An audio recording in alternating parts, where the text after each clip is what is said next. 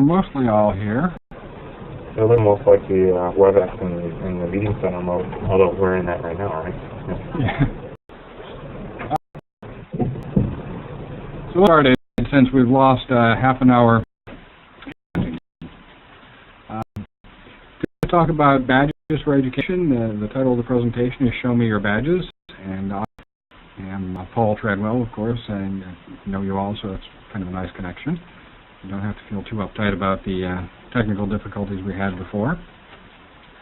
And before we started, I'd like to just acknowledge the fact that there are a lot of slides in here that were created by various folks that work for Mozilla because they're really leading the effort to unify badges. Borrowed extensively from a number of people, and they're all acknowledged in the end, but specifically Doug Belshaw, who is intimately involved in the effort with Mozilla and badges. What exactly are badges? And when people talk about them, immediately the first thing you think about is, well, many of us think about is Boy Scouts. I was never a Boy Scout, so I never had that badges affiliation. But badges context and badges for education, just a visual representation of a skill or achievement. Now, that's a fairly straightforward and simple statement. Behind that statement, there's a whole infrastructure that supports the issuing, the validating, and the display of badges. And there has to be a process in play if they're going to have any sort of weight or validity. So I'll talk about that as we go along in the presentation and discussion, and just sort of some of the things that are being done to help establish those mechanisms that would allow badges to become valid indicators of learning. Badges, they offer an alternative method to validate and credit knowledge gained in non-traditional contexts. They're talked about a lot in higher education and other formal educational contexts, but I'm most interested in what they have to offer in sort of a non-traditional or non-formal educational environment, and how they can help validate learning that's happening in a variety of different ways that are not usually thought of as certified academic accomplishments. They can also have granularity. They can reward incremental skills with mini badges, which can then build to a larger badge. Cumulative badges, which can aggregate and represent major learning achievements. So you issue badges along the learning pathway, and when a major milestone or goal is reached, you can issue a cumulative badge, which will represent that very nicely. And each badge carries data about the learning that's happened, and it also carries data about the issuer. So they are verifiable in that way. You can actually go back and generally they link to a web page that lays out what learning happened and who the issuer of that badge was. And the question, why should we care? I think there are a lot of good reasons why we should care. Plus, there's an opportunity here, I think, to really engage in the process of issuing badges in a very thoughtful and responsible way that would help build some of the validity and the beneath badges that would make them generally acceptable more broadly as indicators of educational achievements. And a lot of badges floating around. One of the first ones I actually knew about was Foursquare. And Foursquare has a whole badging system that will let you know when you've done a number of events and you are then awarded a badge. So it's kind of a fun or social way to represent achievements. You know, I go to bookstores often, so I have a book badge here that's ranked up a couple times. You can see the 2x, 3x, 4x that indicates some sort of leveling up in your achievement in badges. It's a very almost but fun way to mark progress and mark it against other people that you are connected to. It's a very social and fun way to use a badge. But there is really a move to represent milestone and achievement across a much more broad spectrum of learning environments. And these are just some quick examples. There's a site called Stack Overflow, which is focused more on programming and technology, and they have a series of badges that they award. The Khan Academy, I don't know if any of you have looked at the offerings at the Khan Academy, but they have a badging system. Mozilla, of course, and then smaller companies are starting to organizations are starting to pop up to help in this element country, through 12 educators issue badges for achievements in classrooms. So there is some momentum behind the idea of badges and their use for education. And just this past year, the MacArthur Foundation, in conjunction with some other folks, did a Badges for Lifelong Learning competition where they were an open call for people to bring ideas about badging and badges to them, and then they evaluated them. And winners of the badge competition was the 4-H group that will be with robotics. So they received, I think they received $150,000 to support the development of a badging system for robotics for 4-H. So 4-H is participating in the process of actually developing badges, so that'll be interesting to watch that unfold.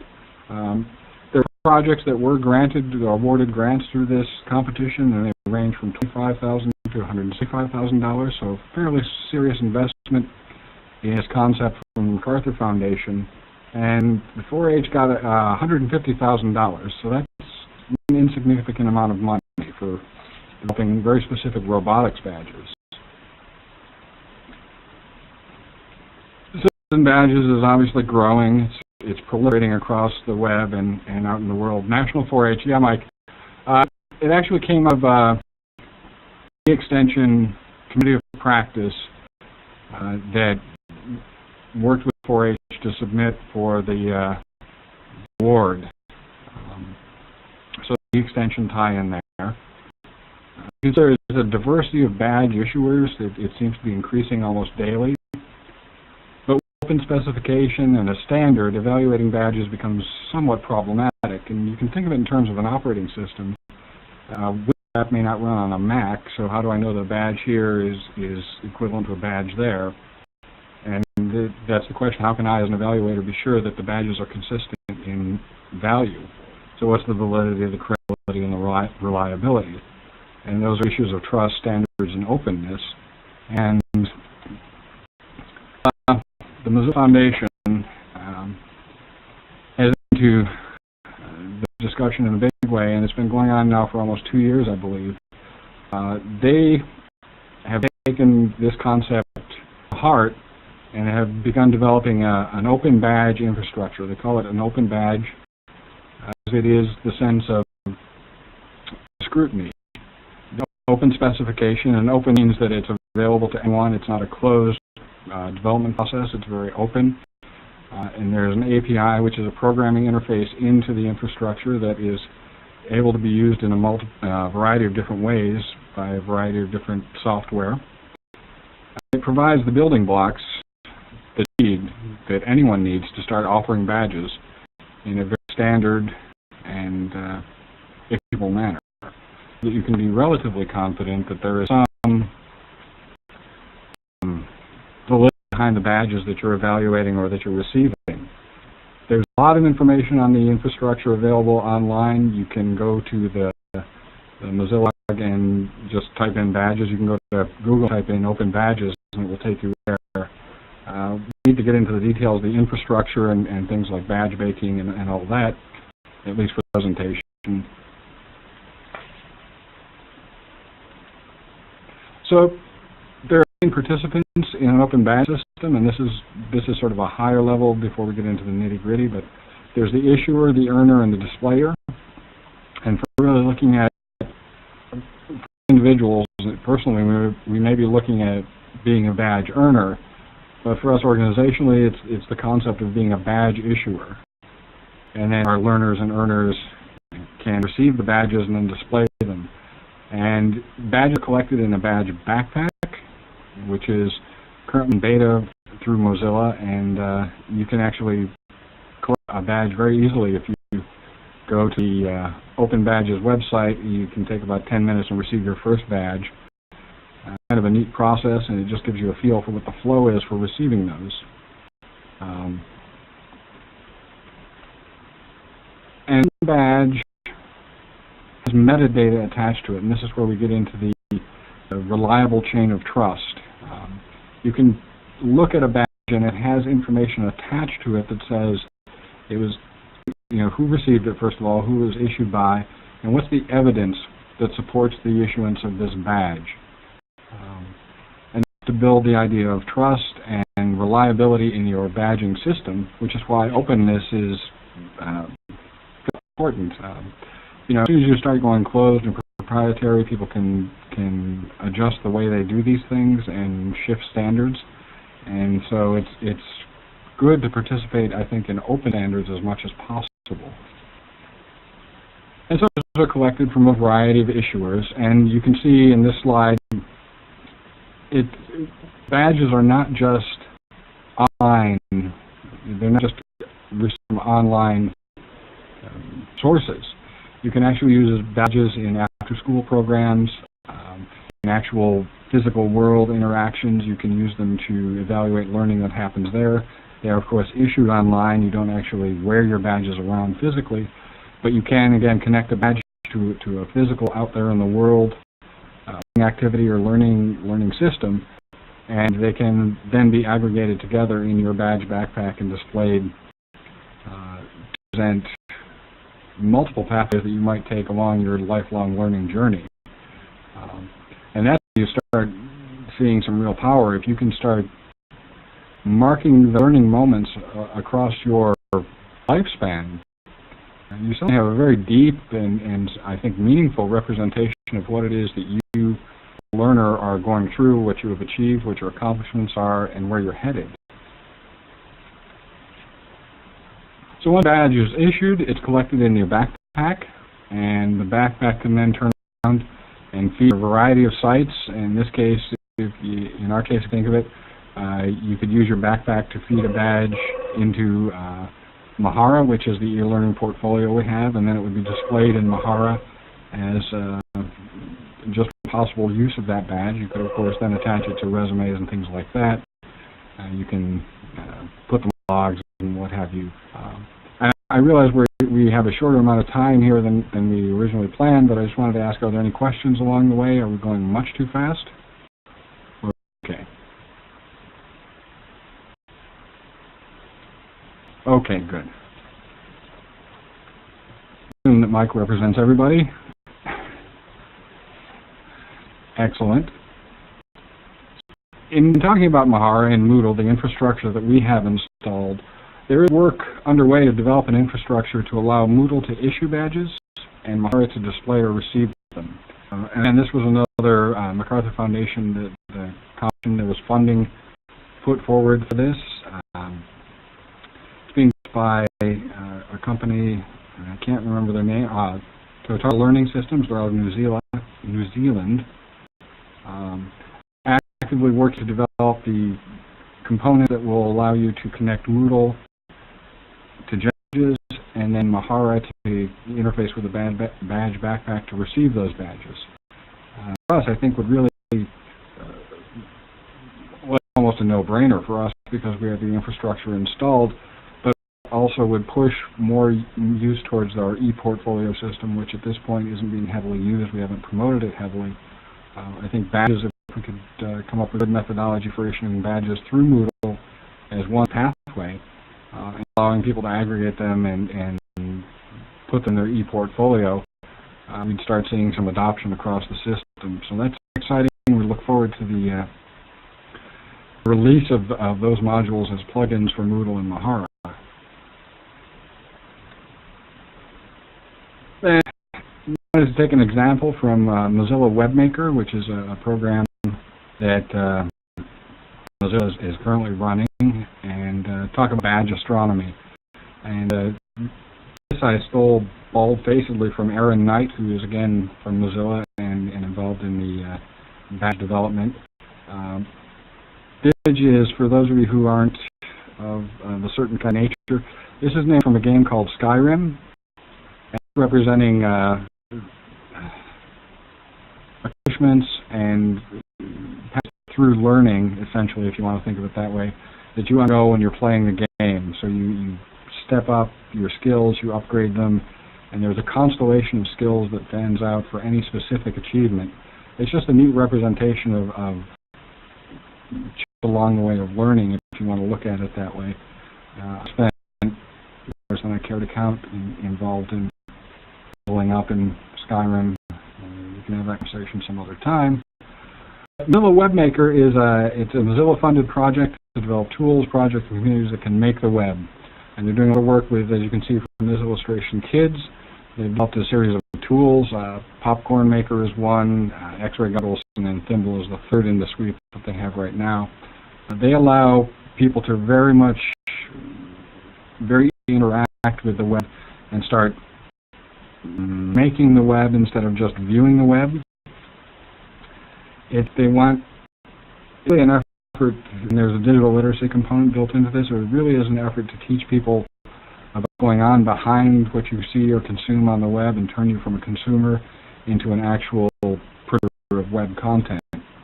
And again, because it's Mozilla, it's connected to the badge effort at this point. It's a very good connection. And they've just announced in the past week or two, I think, the official series of Webmaker Badges that they're starting to put out. And they have a series of mini, cumulative, and peer badges. So a little bit about mini badges being small markers along the learning pathway. Cumulative badges represent a greater learning achievement or milestone. And then peer badges can be issued by peers who are participating in learning with you along the way, which is just another sort of facet of learning, especially social learning, that I think has a lot of validity in acknowledging that and being able to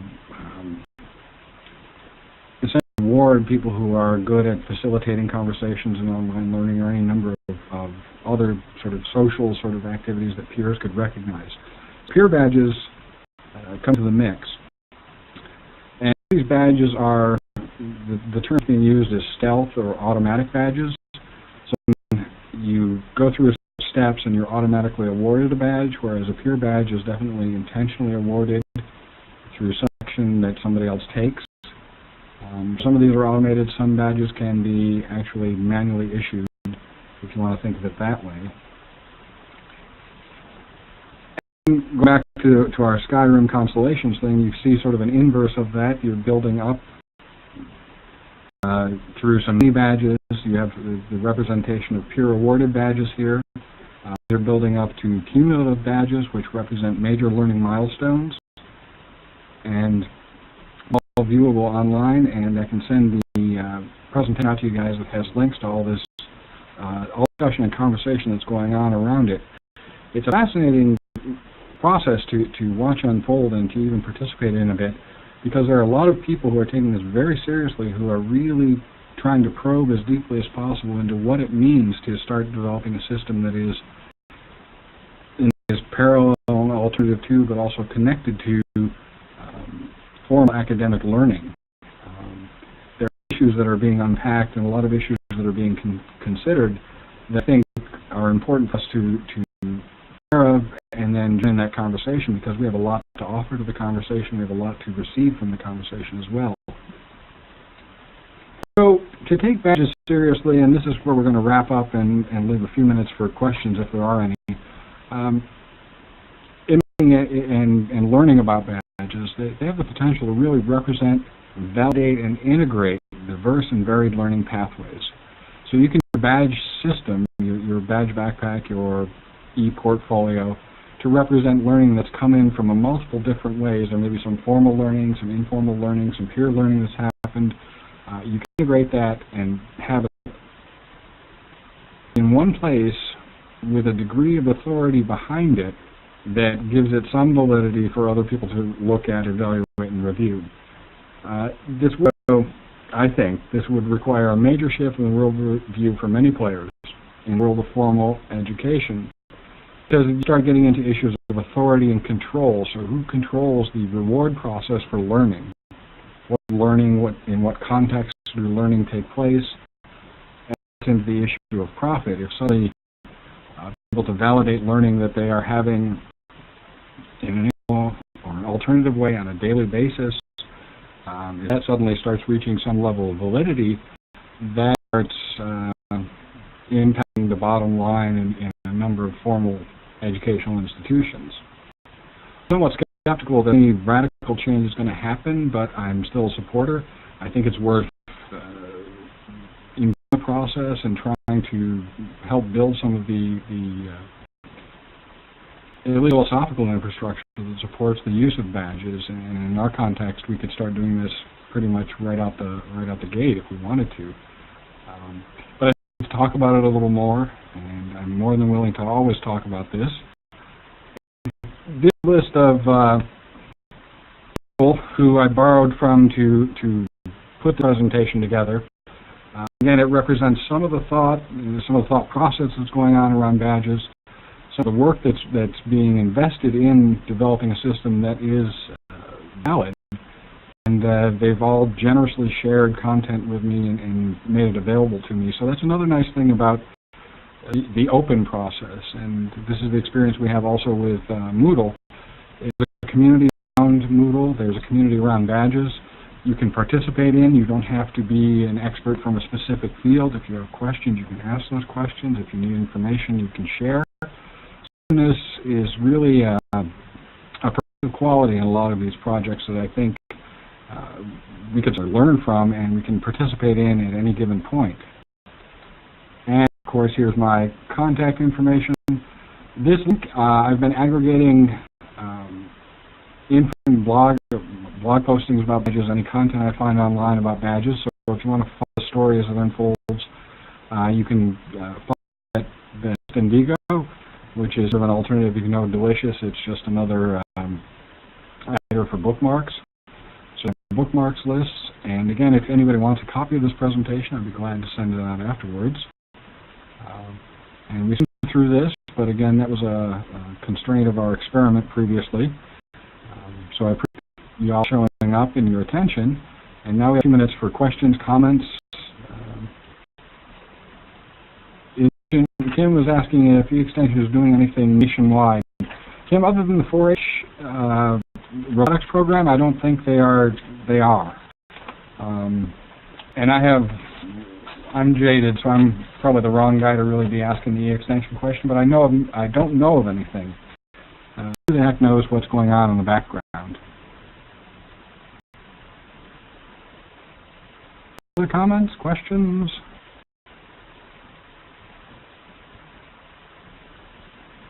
No, Charlene, there's no, well, I shouldn't say no. There is no fee for the badge itself as a badge, but the learning process that leads to the awarding of the badge may have a fee attached. So if you participate in one of our online courses, one of the beginning farmer courses, for instance, you might pay your $150, $125 enrollment fee, and then at the completion of that course, you would be awarded a badge, which is free.